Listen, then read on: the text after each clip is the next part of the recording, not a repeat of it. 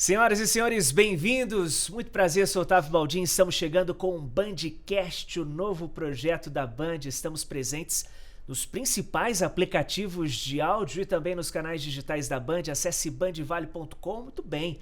Bandcast é um projeto multiplataforma e faz uma ponte com o conteúdo exibido no Band Cidade. Nós estamos no ar com uma série de reportagens Santuário Nacional, Construção Santa erguida pelas mãos do povo. E depois do jornal, colamos aqui na internet para estender essa conversa nesta semana especial para os católicos com o dia de Nossa Senhora Aparecida em 12 de outubro. Estreia do Bandcast com duas convidadas especiais. Senhoras e senhores, Sônia Maria Gonçalves Siqueira, historiadora, professora universitária na área da arte e história da cultura, direto de Lorena, da Unifateia. Bem-vinda, professora. Muito obrigada. Diretamente também do Sul Fluminense, de Resende, é isso? Exatamente. Bem-vinda, obrigado pela sua participação aqui com a gente no nosso Bandcast. E nós também estamos aqui com a Valquíria Aparecida de Freitas, voluntária no projeto Anjos no Caminho, no projeto Caminhos da Fé. Bem-vinda, Valquíria. Obrigada. A Valquíria que recepciona os peregrinos que chegam, que vêm muitos lá de Águas da Prata, sentido Santuário Nacional, e fazem uma parada ali em Potim, né? Isso mesmo. Maravilha. Começando então o nosso papo, falando com a Sônia. Sônia, eu queria falar um pouquinho sobre essa ligação de Nossa Senhora Aparecida com a cultura do povo brasileiro. Como é que isso aconteceu? A própria origem, né, desse culto foi uma origem muito popular. Porque em 1717, eu sou historiadora, vou começar um pouquinho, não vou me estender. Vem para Minas Gerais o novo governador, né, que é o futuro conde de Assumar, o Pedro Miguel de Almeida, e quando ele sai de São Paulo, ele já pede que quando ele chegasse a Guará, que ele vai subir para Minas, ele queria comer peixe. E ele já saiu de São Paulo mandando matar umas 3 ou 4 pessoas. Ele era terrível, terrível. E deve ter sido entre os dias 17 e 28 de outubro que ele passou em Guará. E a Câmara dos Vereadores pediu a três pescadores que achassem peixe, porque ele queria peixe. A fama dele já era conhecida. Já era, né? Tanto é que ele vai ser o que 5 anos depois vai mandar matar o Felipe dos Santos, né? Ele que manda matar, em 1720. Então, quando ele vai chegar, não se achava peixe. E aí os 3 pescadores já ficaram preocupados, né? Ninguém achava peixe. E, de repente, eles acham a imagem. O João Alves eram 2 cunhados e o filho de um dos pescadores. E o filho encontra o corpo da imagem. E, em seguida, ele lança, né, novamente a rede e ele encontra a cabeça. Na realidade, se a gente pensa, né, com os olhos ou com a cabeça de hoje em dia, uma imagem quebrada, o que eu vou fazer com aquilo? Eu vou jogar fora. Só que eles não jogaram, né? O João Alves, ele enrolou tudo aquilo, guardou, e aí começa o processo da criação, da construção da história, que começou a vir muito peixe. Mas já imagino que tenha tido uma curiosidade ali, porque se encaixaram as 2 peças perfeitamente, né? Exatamente. Então já algo especial tem nessa imagem, né? Além disso, não jogaram fora. Sim. E aí eles pescaram tantos peixes que eles foram embora, porque eles acharam que ia afundar a canoa, né? E a partir daí começa uma história de devoção. Ao contrário de qualquer outra devoção à Nossa Senhora, essa é uma devoção popular. A igreja não interferiu, não houve uma revelação, não foi como Nossa Senhora de Fátima, não foi como nenhuma outra revelação da Nossa Senhora. A igreja meio que ignorou naquela época? Ignorou. Só por volta de 1745 é que o padre de Guará, né, porque Aparecida não existia, vai interferir para fazer uma igrejinha, porque não tinha mais gente, não tinha mais local para juntar as pessoas. E aí, né, primeiro eles fizeram uma capelinha dentro de casa, depois foi para a casa do Felipe, o Felipe deu para o filho, e quando chega em 1745, a fama já era grande, aí o pároco, era o padre Veloso de Guará, interferiu, e vieram também 2 jesuítas, ainda tinha jesuíta no Brasil, Mas eles ficam lá só um mês, escrevem umas cartas dizendo que estava tudo certinho e desapareceram. Então, é uma devoção espontânea. Não E teve foi se nenhuma... espalhando meio pólvora, né? Porque rapidamente as pessoas foram conhecendo o poder milagroso de Nossa Senhora, daquela imagem encontrada nas águas do Rio Paraíba do Sul, e a notícia foi se espalhando, né? Exatamente. E aí chega num ponto que a Valquíria, por exemplo, você foi consagrada a Nossa Senhora, né, Valquíria? Exatamente. Eu li o livro, né? 9 Meses com Maria. Depois eu fiz a consagração numa capela. Então, e a minha devoção também, porque o meu primeiro filho, ele é Milagre de Frei Galvão. Mas assim que eu tive ele, eu falei, meus 2 filhos, eu vou passar diante da imagem de Nossa Senhora para consagrá-los também. Meio que o costume, né, Sônia, das pessoas, né, que vêm muitas vezes de longe dos 4 cantos do país para fazer esse gesto aos pés ali de Nossa Senhora, a imagem original, no nicho ali no Santuário Nacional, para entregar a vida do filho, né? A história da religião, né? Desse culto a Nossa Senhora, diz que a Nossa Senhora é filha de 3 questões. Ela é filha do barro. Por quê? Primeiro que era argila, né? Porque era o material existente na época, e ela permaneceu na água por aproximadamente uns 50 anos e resistiu. Ela é filha da água. Por quê? Porque na iconografia, na semiótica, a água, ela renova, ela processa, ela faz pessoas novas. E a Nossa Senhora, quando ela sai da água, ela se transforma. Quer dizer, ela deixa de ser aquela Nossa Senhora da Conceição e passa a ser a Nossa Senhora Aparecida. Então, é como se ela quase escutasse a voz do povo e se transformasse numa nova Nossa Senhora. E ela é filha da fé. Por quê? Ela é fruto da fé porque aqueles homens simples acreditaram no poder dela e não jogaram. Tanto é que começa. Primeiro são os peixes, depois as velas que apagaram e acenderam novamente. Depois vem a história do escravo que as suas algemas se abriram e caíram. Então, ela é uma devoção que vem da fé. Então, vem uma Nossa Senhora de Portugal que se transforma no Brasil. E contam, inclusive, que a imagem foi parar no rio ou devido às tempestades, né? Um rio revolto, que poderia ser essa uma das hipóteses, ou porque, de fato, a imagem quebrou e as pessoas tinham esse costume, né? De descartar uma imagem quebrada. Tem né? uma hipótese que ali perto do Porto de Itaguaçu era a casa de um bandeirante. E, na época, como não tinha igrejas, né, capelas, eles usavam muito o altar portátil, né, que é uma coisa assim, mais ou menos dos 40 ou 50 centímetros, que era de madeira. E ali você guardava a imagem para quando viesse um padre, para uma devoção especial. E é provável que ela tenha caído na água. Quando houve uma passagem de um lado para outro, a imagem escorregou do altar portátil, que era o que existia, e caiu na água. E caiu, deixei. Não houve a preocupação no momento, caiu, já quebrou. Sim. E vamos largar por aí. E traz traços refinados essa imagem, de que poderia ser uma imagem de uma família abastada, com dinheiro? Na época, por volta de 1950, a gente vai ter 2 santeiros no Brasil. O primeiro é um português que vem para o Brasil, ele vai para a Bahia. Ele era o Frei Agostinho da Piedade. Ele pertencia à Ordem Beneditina e é o primeiro santeiro do Brasil. Ele traz todo o conhecimento de Portugal. Ele faz umas imagens belíssimas. Ele tem um São Pedro Arrependido, que é muito lindo. E o segundo santeiro brasileiro, esse já é brasileiro, é o Frei Agostinho de Jesus. Ele vai para a Bahia, ele se transforma no carmelita e vai para a Bahia e vai aprender a fazer santos com o Frei Agostinho da Piedade. E ele volta para São Paulo e ele vai habitar num mosteiro que tinha ali perto de Sorocaba. E a imagem da Nossa Senhora Aparecida tem os traços dele.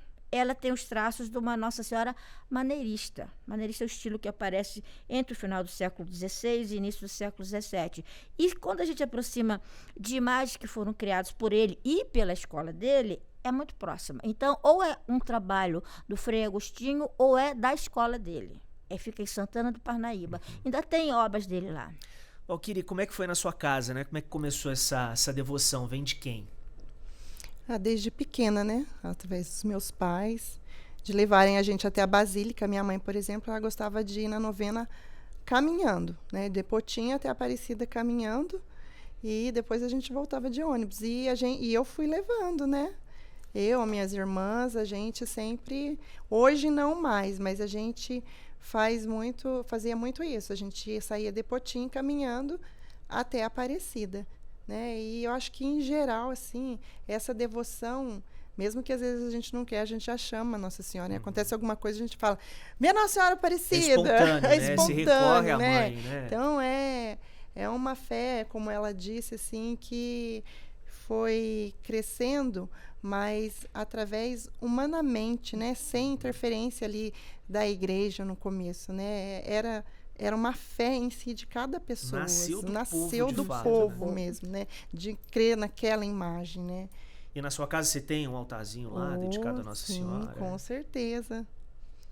Sempre. E como é que é assim, sempre recorre a ela, né? Sempre eu recorro a Nossa Senhora Aparecida, né? A gente alcança muitos milagres, né? Um dos meus filhos, principalmente, ela é a primeira intercessora, né? Do meu filho, porque eu tinha dificuldade de engravidar, eu perdi 2 bebês. Então, ela foi a primeira intercessora. Por isso, esse desejo de passar, quando meus filhos nasceram, em frente aos pés de Nossa Senhora. E, principalmente, muitas mulheres que têm dificuldades em engravidar, as maiorias que eu conheço, têm essa devoção que o filho nasce e a gente passa diante da imagem de Nossa Senhora para consagrar e entregar os nossos filhos. E a Valquíria é uma das integrantes do grupo de voluntários, né? Que participa do Caminhos da Fé, né? Que é um caminho que o ponto estratégico, né, central, fica ali em Águas da Prata, mas tem caminhos muito antes, né? E distâncias muito mais longas, mas dá mais ou menos aí uns 300 quilômetros de caminhada, que vai cortando São Paulo e Minas Gerais. E vocês fazem a acolhida ali em Potim, né? Exatamente, né? É tipo um caminho, foi criado em cima do caminho de Santiago de Compostela. Ela nasceu em Águas da Prata, 300 km, né? Mas já se estendeu vários ramais, Tambaú, Sertãozinho, né? Que são os mais longes. E tem os mais próximos ali, que é Estiva, Paraisópolis, né? E tudo passa em Potim. E em Potim é um trecho ali que eles dizem que é o deserto, porque não tem muito acesso, né? Não tem pontos de apoio. E esse trecho da capela, onde eu fico fazendo o apoio, até na beirada do asfalto, não tem sombra. Então, é muito no verão, principalmente, é muito quente. Então, muitos peregrinos têm carro de apoio, mas muitos não têm. Então, a gente nasceu através de um grupo de amigos do OSC, né, Encontro de Casais com Cristo, através de uma reunião. A gente falou, vamos fazer um propósito. A gente tinha propósito, né, todo mês fazer uma coisa. Um Natal solidário, um terço, e uma amiga do grupo falou, gente, porque ela tem um comércio, uma padaria. Eu falei, gente, passa muitos peregrinos aqui e eles falam desse trecho. Que tal a gente ficar nesse trecho doando água? E a gente começou num dia 12 de outubro.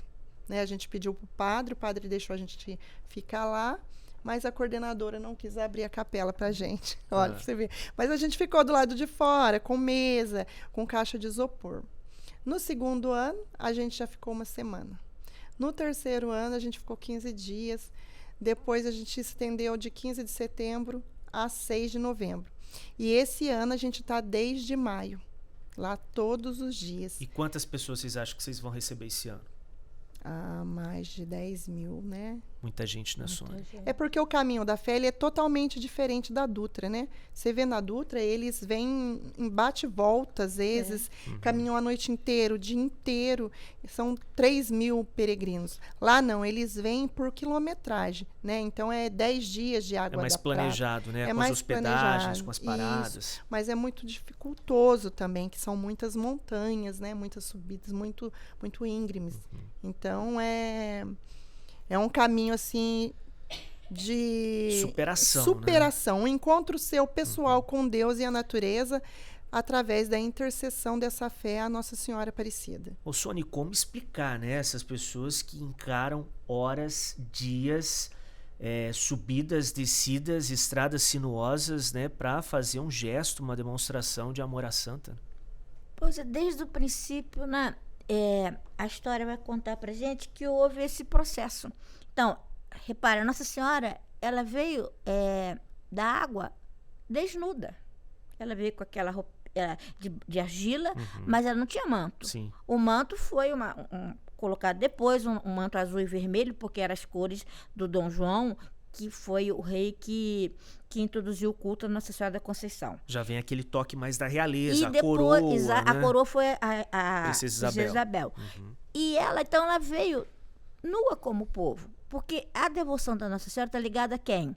Aos pescadores, aos escravos, às pessoas que sofriam e que viam na Nossa Senhora o apoio. E o local em que ela, né, ela se coloca, vamos dizer, que ela aparece e que depois ela sai da água, é um lugar de passagem. Então, as pessoas que vinham de São Paulo pelo caminho, né, e que vai subir para Ouro Preto, que vai passar ali pela garganta do Embaú, vai passar por ali. E quem desce de Minas Gerais, fatalmente vai passar por ali para pegar a estrada para Paraty. Então, desde o primeiro momento, são aquelas coisas do milagre. Foi o acolhimento. Ela acolheu o povo. Né? Ela se colocou, né, junto com o povo, e ela vai acolher o povo que vem de Minas, que vem de São Paulo e que espontaneamente passam ali para quê? Para agradecer, para pedir, porque era uma viagem, Deus me livre, era pior do que ir para a Lua. Época, a gente está falando aí, né, de séculos, né? E era uma viagem que levava 7, 8 meses daqui de Taubaté até Ouro Preto, era 7, 8 meses de viagem. E o que eu fico mais impressionado com essa santa, né, uma imagem aí de um pouco mais de 30 centímetros, é que ali aos pés da imagem, né, não existe rico nem pobre, e as pessoas se encontram ali naquele ponto, né? Isso é impressionante, né? Exatamente, né? É bem impressionante essa fé de Nossa Senhora Aparecida. E o caminho da fé, inclusive, ele foi inspirado em Santiago de Compostela, que você já fez, né, Sônia? Já fiz um trecho. Não peguei inteiro, mas eu peguei ali no norte da França e atravessei toda a região da Andaluzia, do norte da Espanha, até chegar em Finisterra. Finisterra é o último ponto do Atlântico, que fica exatamente em cima de Santiago. Né? E a gente faz aquele caminho. Eu levei mais ou menos, não foi total, eu levei uns 15 dias, né? E é como ela falou, você vai parando e tem os locais, e cada lugar, aqui no Brasil acho que já tem isso, que tem uma caderneta, né? Sim, que as pessoas vão. Então, credencial, sim. Que fala aqui. Lá é uma caderneta que eles vão carimbando e você recebe, porque Santiago está ligado a umas conchas, então você vai recebendo as conchas. E tem toda sexta-feira, ao meio-dia, lá é toda sexta-feira, tem o dia, né, da padroeira, mas do Santiago, mas tem um dia, toda sexta-feira eles têm a missa, né, a missa do peregrino, que é toda sexta-feira ao meio-dia. E é uma das coisas mais emocionantes que eu já vi. A fé das pessoas, que é muito próxima da que eu vejo aqui. As pessoas que vão, elas se transformam, né? E tem uma fé inabalável. Eu vi, na vez que eu fui, uma pessoa desmaiou do meu lado, mais de uma pessoa. E eles tiram, mas chega, você não quer fazer nada, você quer ir naquela missa. Da mesa aqui só falta eu fazer uma peregrinação, pelo menos. Preciso me encorajar. O caminho da fé é maravilhoso. Fez, né? Não fez o trecho completo, Não fiz o trecho completo. Eu fiz saindo de Estiva, que é a metade do trecho, né? Mas é perfeito, que o trecho de Estiva tem a Serra da Luminosa, que todos falam, né? Que é o trecho mais difícil. Né? Porém, né, quando você chega lá no final, a paisagem é maravilhosa. É subidinha puxada. Demais, é gratificante, né? A visão quando você chega lá em cima, é só agradecer por aquele momento de você ter conseguido superar, né? Subir a serra e ser contemplado com uma paisagem maravilhosa. E qual foi a história mais impressionante assim que você já ouviu, né? Nesse contato com os romeiros, com os devotos, né? Com os peregrinos que chegam ali em Poti, no ponto de acolhida de vocês, né? Imagino que cada um traz ali um desejo, um agradecimento, enfim. Teve uma história que te marcou assim mais? Tem muitos, né? Ali tem muitos relatos. Dentro da capela mesmo tem pessoas que receberam milagres dentro da capela ali onde eu fico acolhendo os peregrinos. Né? Mas o que mais nos marcou foi esses tempos atrás, há 2 semanas atrás. Foi um ciclista, né, que passou e ele disse que estava com câncer na garganta, na língua. Daí ele pediu, intercedeu por Nossa Senhora, né, que Nossa Senhora desse a cura para ele, que ele viria de ciclismo, né, fazendo o caminho da fé de bicicleta, de bike. Só que antes dele vir, ele foi para o médico novamente. Aí, quando ele chegou no médico, o câncer só estava na pontinha da língua, na ponta da língua dele. Daí o médico falou que teria que retirar. E retirou a pontinha da língua, né? E ele fez todo o tratamento, radioterapia, né? E quando encerrou o tratamento, ele veio agradecer. Aí ele veio todo preparado, ele veio com proteção, né? Por causa da rádio e tudo. Que ele falou que era um milagre muito grande, né? Porque eu achava que ele nem tinha cura, né? E estava na ponta da língua. Só que dentro do caminho, quando ele estava no caminho, ele não estava sentindo sabor.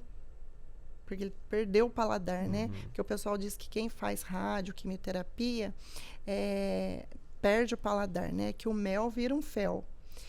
E quando ele chegou na capela, a gente começou a oferecer as coisas para ele. Ele falou que não podia, porque ele não sentia sabor, que ele ia tomar só uma água.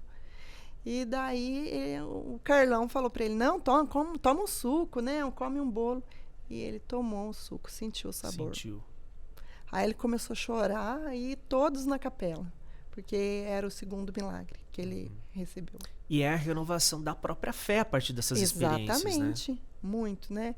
Lá também tem, assim, eu te contei, quando eu fiz o caminho da fé, eu encontrei com o senhor José, né? Que ele veio do Belém do Pará, do Círio de Nazaré, porém ele é evangélico.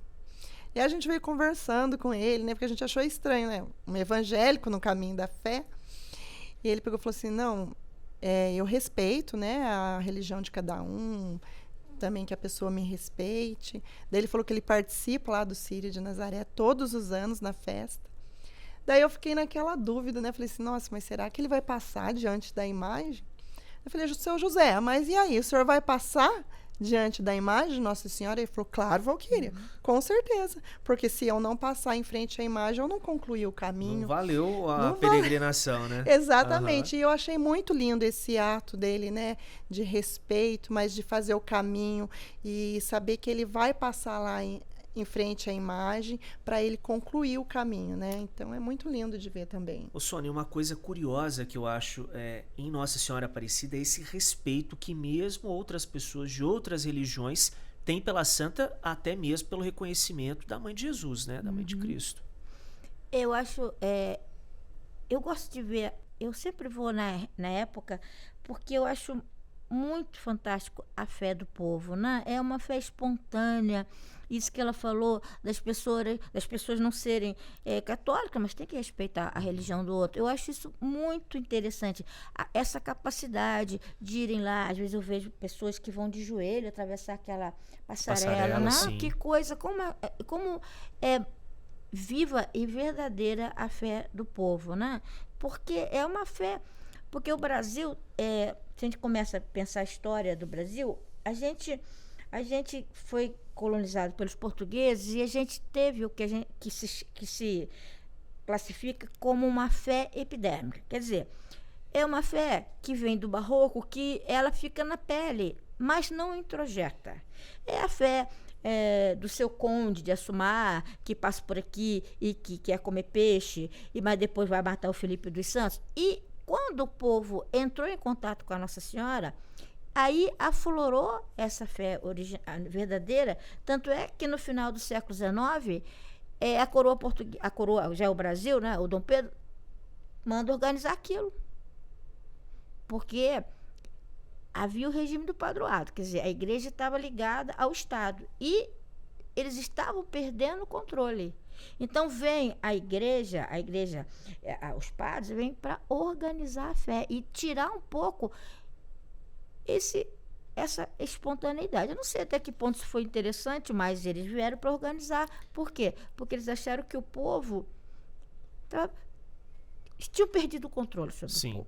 E o curioso, né, é que a gente vem, né, nesse período de colonização, dessa nossa influência europeia, e de repente vem uma santa que ganha um ar assim brasileiro, né? Um ar assim nosso, da nossa cultura, e que as pessoas vão desenvolvendo e formando a sua crença ali naquela santa, né?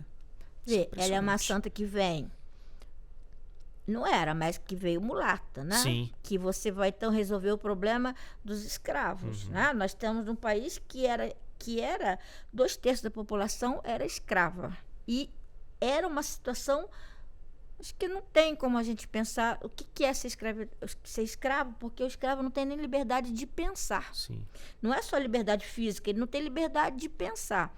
E aí, de repente, aparece uma santa que vai estar do lado de quem? De todos os oprimidos. O mais frágil se Dos sente mais- representado. Exatamente, né? No símbolo máximo da fé nacional. E ela não vem como Nossa Senhora do Pilar ou Nossa Senhora da Conceição, que já, né, que aparece já com a coroa. Ela vem, né, da água e vem sem manto, sem nada. Depois é que as coisas vão se colocando.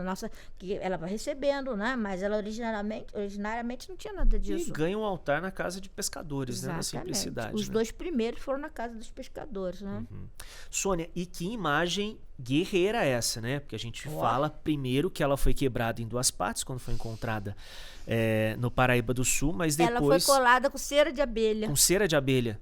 E depois tem, né? Até já tive a oportunidade de entrevistar a restauradora da imagem de Nossa Senhora, que fala que teve uma época que a imagem ia para cima e para baixo na mala dos padres, exatamente. né? Que levavam ela e que já pintaram a imagem com tinta de carro, automotiva. Eu estava lendo o livro dessa última restauradora do... A Maria Helena? Do MASP, né? Ela diz que eles chegaram a colocar um ferro por dentro do pescoço para segurar a cabeça. Ela ficava indignada. Nossa, é uma imagem daquela fragilidade, porque a argila, e ela nem era bem cozida, porque não tinha como você, todo esse processo que você tem hoje em dia. E para baixo para cima. Põe cera de abelha, depois puseram cola araldite na Nossa Senhora. E resistiu.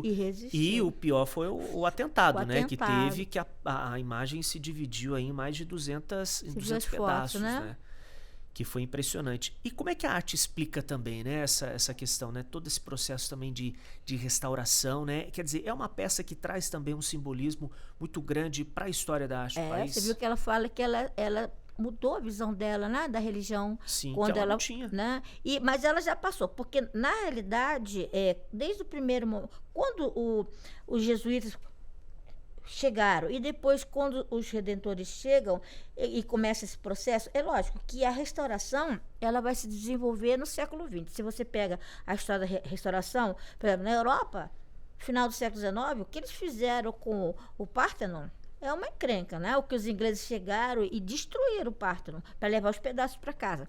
E aqui foi a mesma coisa. Eles passaram a araldite, eles fizeram tudo o que era errado. E aí, quando chega na metade do século, a partir de 1950, há uma sofisticação. A tecnologia vai ser usada para você fazer a restauração, né? E isso é que permite que hoje em dia você sabe, eles sabem que tipo de argila foi usada. Eles sabem que a argila era meio branca. Para fazer um retrospecto. Né? Eles sabem e ela teria tido originariamente um cabelo comprido, né? Porque a Nossa Senhora da Conceição ela tem o cabelo mais comprido. E como ela ficou dentro d'água uns 50 anos, ela quebrou. Né? Ela quebrou. Por isso que ela parece com aquele cabelinho em volta da orelha. E no decorrer do século XX, na segunda restauração, eles retornam com o cabelo comprido, né? E começam a arrumar. Mas pintaram, mudaram a cor. E essa última restauração que foi feita, que foi na época do Bardi, é que eles realmente conseguiram, né? Chegar o mais próximo possível da realidade. Agora, eu pessoalmente acho que é só a fé que vai fazer com que ela resista a algum outro problema. Super protegida hoje, né? Inclusive a Maria Helena diz que uma vez por ano, perto da festa, vem para fazer a limpeza ali da imagem. E acha ruim se alguém encosta ali na santa, né? Porque ela não tem mais o que, né? Porque a argila, 300 anos desses problemas todos, e ela está resistindo. Sônia, com relação ao Santuário Nacional, também é uma outra obra de arte?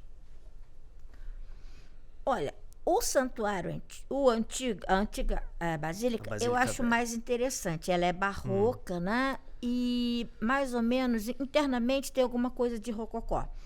Agora, a Basílica Nova, o que eu gosto dela são o trabalho de mosaico do Cláudio, que é fantástico, né? Ali no altar central, né? Eu cheguei a conhecê-lo, ele deu aula lá na Unifateia, ele tem um trabalho dele que ele fez. Ele tem 2 trabalhos, que ele era muito amigo, né, da antiga diretora da Unifateia, então ele fez uma Santa Teresa belíssima, que está em azulejo, e quando ele já estava doente, ele fez uns trabalhos que estão na capela, também de Santa Teresa.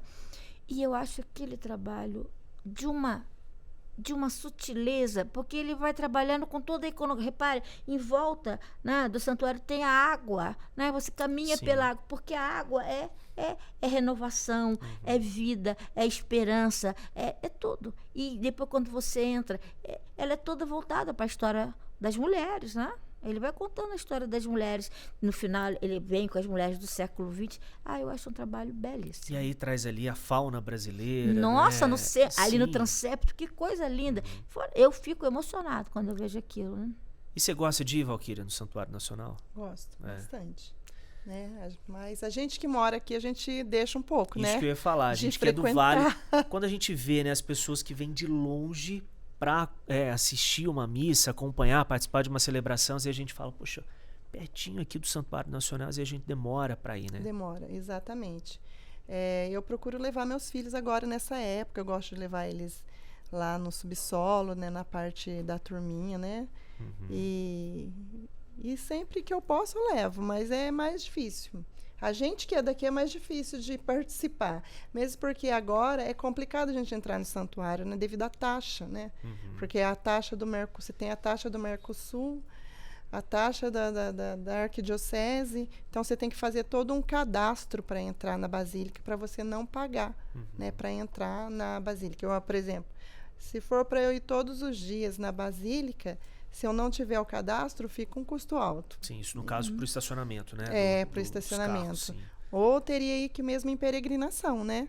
Que é o que eu deixei de fazer, né? Que o certo era eu voltar a fazer a peregrinação, ainda mais que eu sou envolvida com os peregrinos, né? Mas eu acho que hoje, para nós aqui da região, o que interfere um pouco é isso. Eu acho que é o custo de entrar dentro do santuário, entendeu? A questão do estacionamento. Tem, sim, o cadastro, mas é igual, por exemplo, a gente teve um evento esses tempos atrás, eu participei do evento, mas eu não sabia que tinha que fazer esse cadastro e leva 10 dias para cair no sistema deles, né?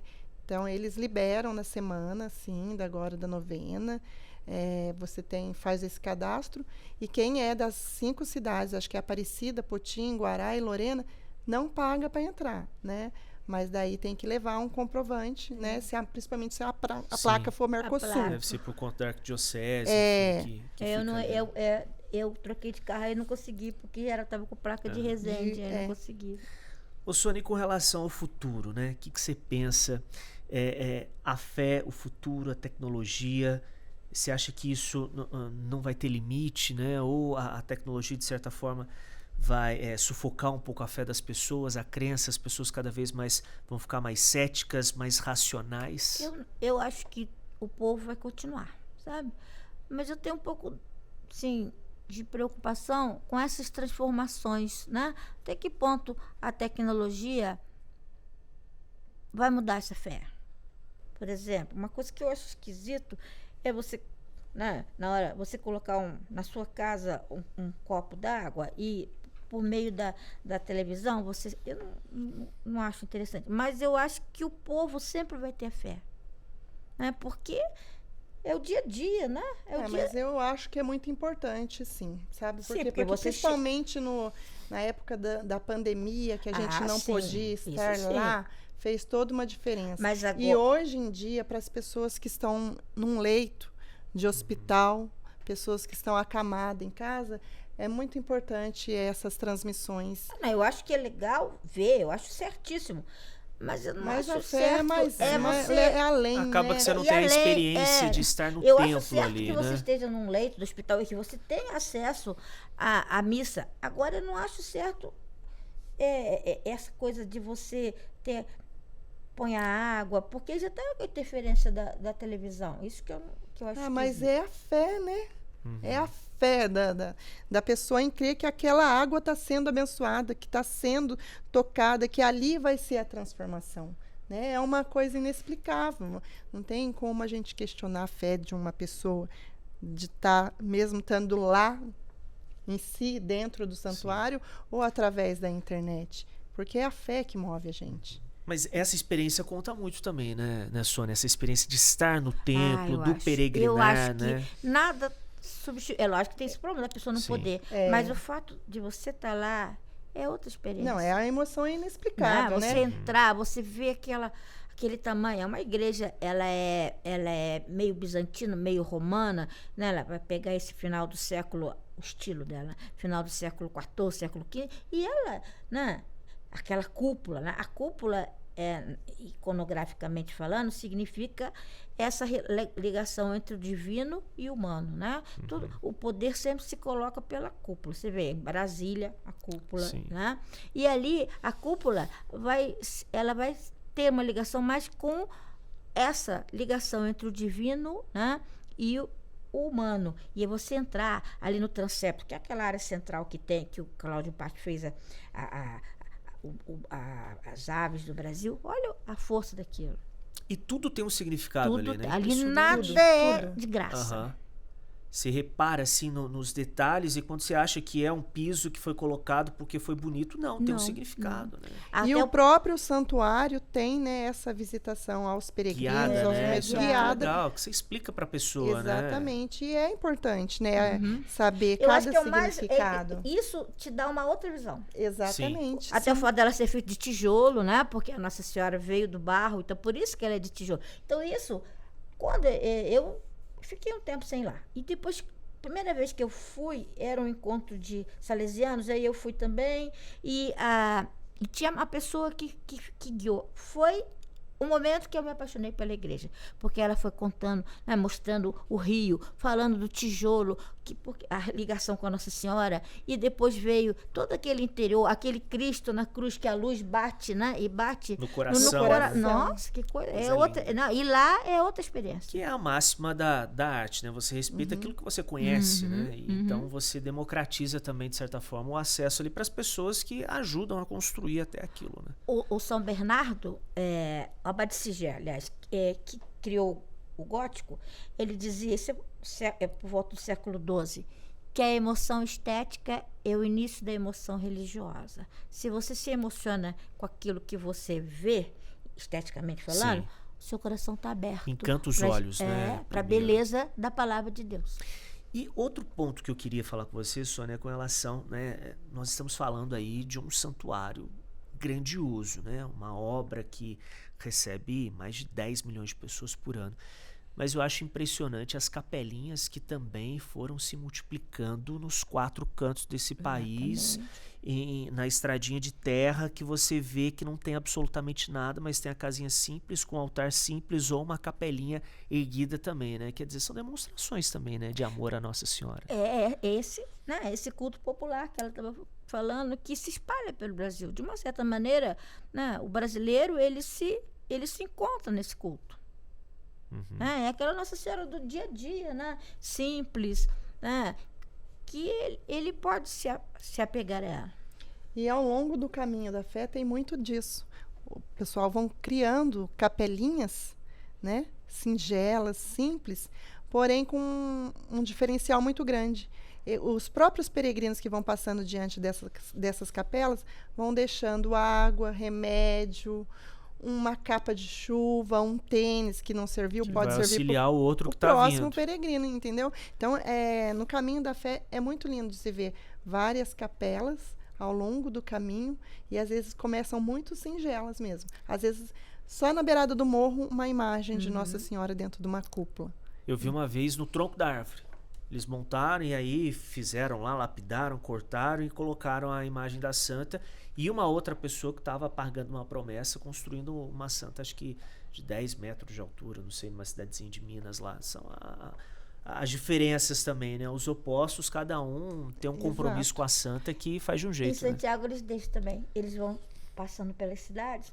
E aí, quando eles saem daqui, são os albergues, né? Que eles têm lá, às vezes fica 4, 5 pessoas num quarto só. Todo mundo fica junto e eles deixam também. Eles deixam sapato, eles deixam roupa, né? Eles deixam, aí faz calor, eles deixam uma capa de chuva. Né? As pessoas vão fazendo esse gesto, né? De desprendimento, deixa pro outro. E talvez esse seja a primeira lição ali daquilo que você está vivenciando ali, experimentando a generosidade, né? a solidariedade com o outro, né? Muito lindo. É igual o nosso projeto. O nosso projeto ele é inteiramente gratuito, mas, porém, ele é mantido através totalmente dos próprios peregrinos, né?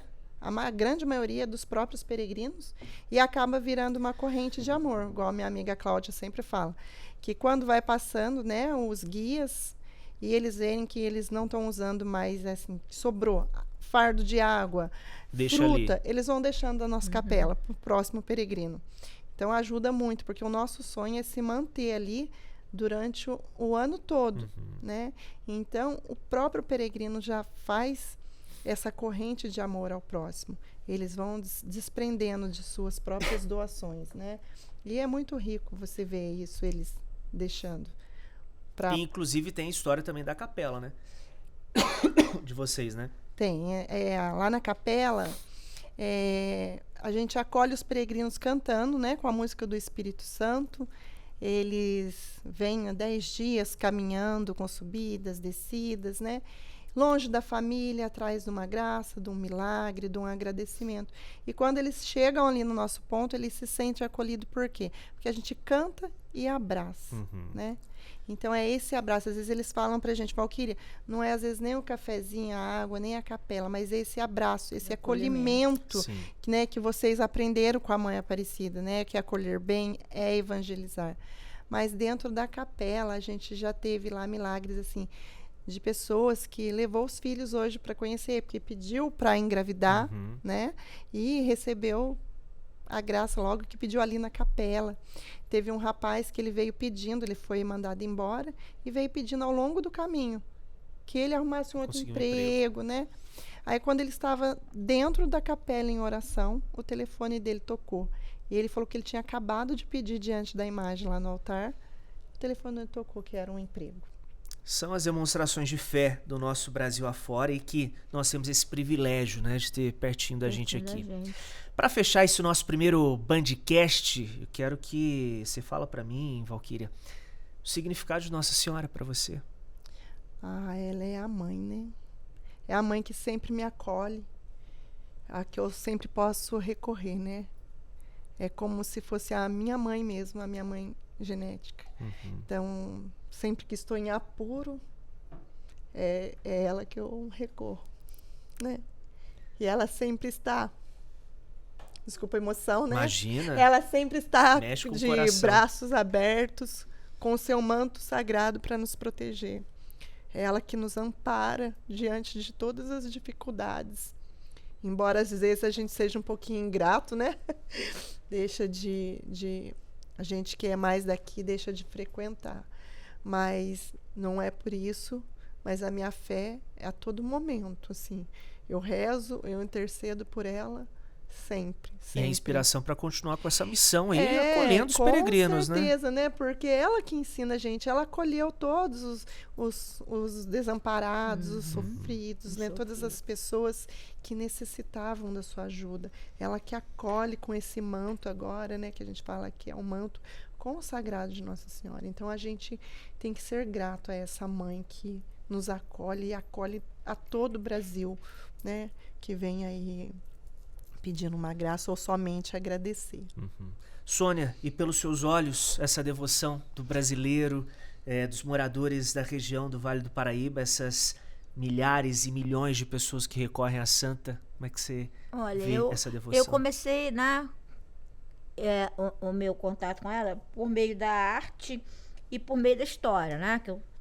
E aos poucos eu fui me encantando com essa história, sabe? Eu tenho muita emoção, apesar de não ter esse contato como o seu contato, eu tenho muita emoção quando eu entro naquele templo e vejo, né, aquela história sendo contada. E mais ainda quando eu vejo a devoção do povo, a fé, né, inabalável, tá lá, acontecem as coisas e as pessoas estão lá. Eu acho isso importante. E fora do Brasil, a gente percebe também, né? Sim, Que eles sempre gostam. perguntam, Nossa Senhora Aparecida. Papa Francisco Né? tem um carinho por Nossa Senhora Aparecida. Exatamente. É uma história que foi construída pelo povo no Brasil. Sônia, valeu demais pelo papo. Obrigado, viu, pela sua participação aqui nesse nosso primeiro Bandcast. Eu que agradeço. Valquíria, obrigado. Sucesso lá na sua acolhida para os peregrinos. E vem muitos por aí, né? Eu que agradeço. Se Deus quiser, muitos peregrinos, né, acolhidos pelo nosso projeto e principalmente pela Nossa Senhora Aparecida. Bom demais esse nosso papo. Internautas, continue com a gente nos nossos canais digitais bandvale.com. Esse é o Bandcast, o projeto multiplataforma da Band. Até uma próxima.